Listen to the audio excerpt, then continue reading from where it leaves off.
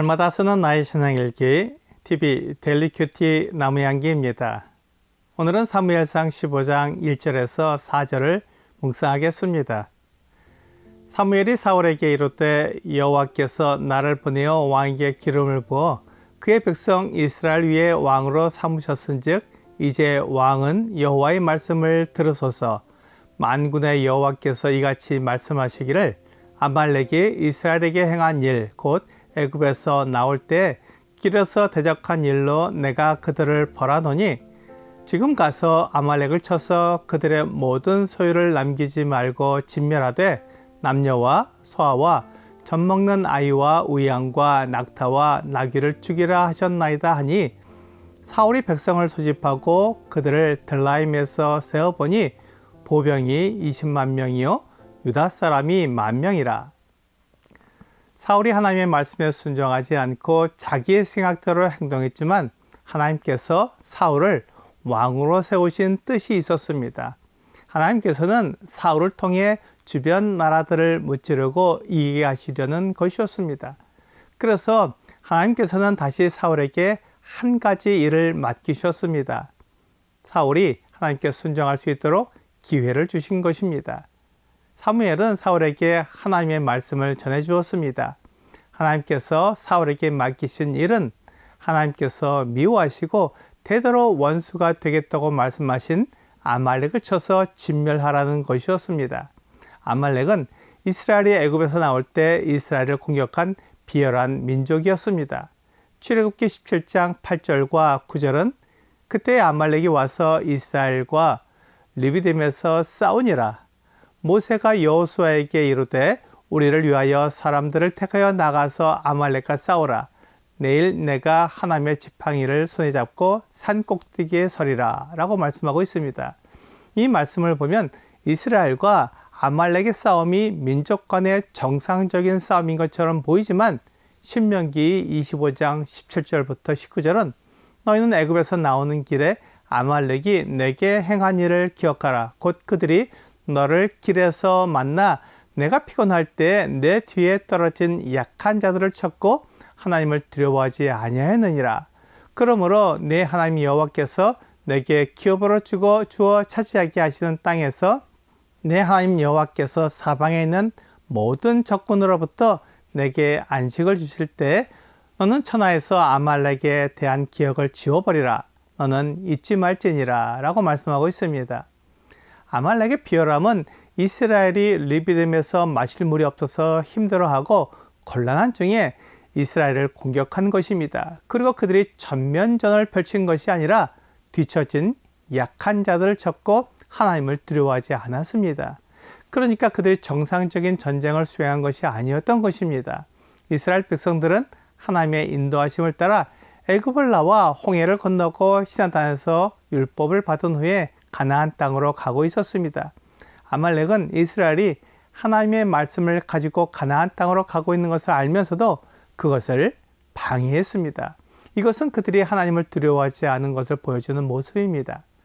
그래서 하나님께서 대대로 아말렉과 싸우겠다고 맹세하신 것입니다. 하나님께서 이 말씀을 이루기 위해 사울에게 아말렉을 치라고 말씀하셨습니다. 이 일은 아마도 믹마스에서의 블레셋과 싸움이 있었던 주전 1047년 이후 약 20여 년이 지난 주전 1025년경에 일어났을 것입니다. 사울은 주전 1050년경에 이스라엘의 왕으로 세워졌고 그때의 나이가 40세였습니다. 그러므로 지금 그의 나이가 약 65세 정도 되었을 것입니다. 사무엘은 20여 년 동안 사울을 만나지 않았지만 하나님께서 사울에게 다시 기회를 주셨기에 그에게 하나님의 뜻을 알려주었습니다. 사울은 이스라엘의 왕으로서 많은 전투를 했고 승리를 했기에 그가 이스라엘의 왕이라는 것을 이스라엘 백성들이 인정하고 있었습니다.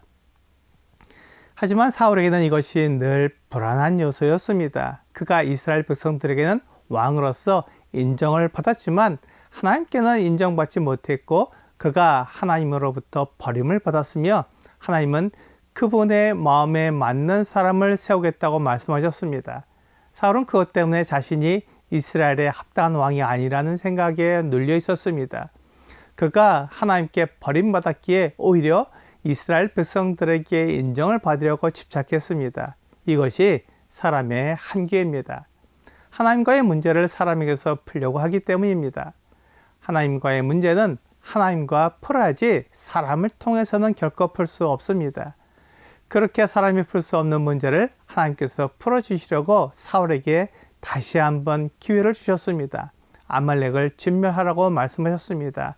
아말렉을 쳐서 그들의 모든 소유를 남기지 말고 진멸하되 남녀와 소아와 젖먹는 아이와 우양과 낙타와 나귀를 죽이라고 말씀하셨습니다.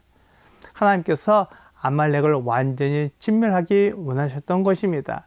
사울이 이 말씀을 받았을 때 그의 마음에 하나님의 뜻을 새겨야 했습니다.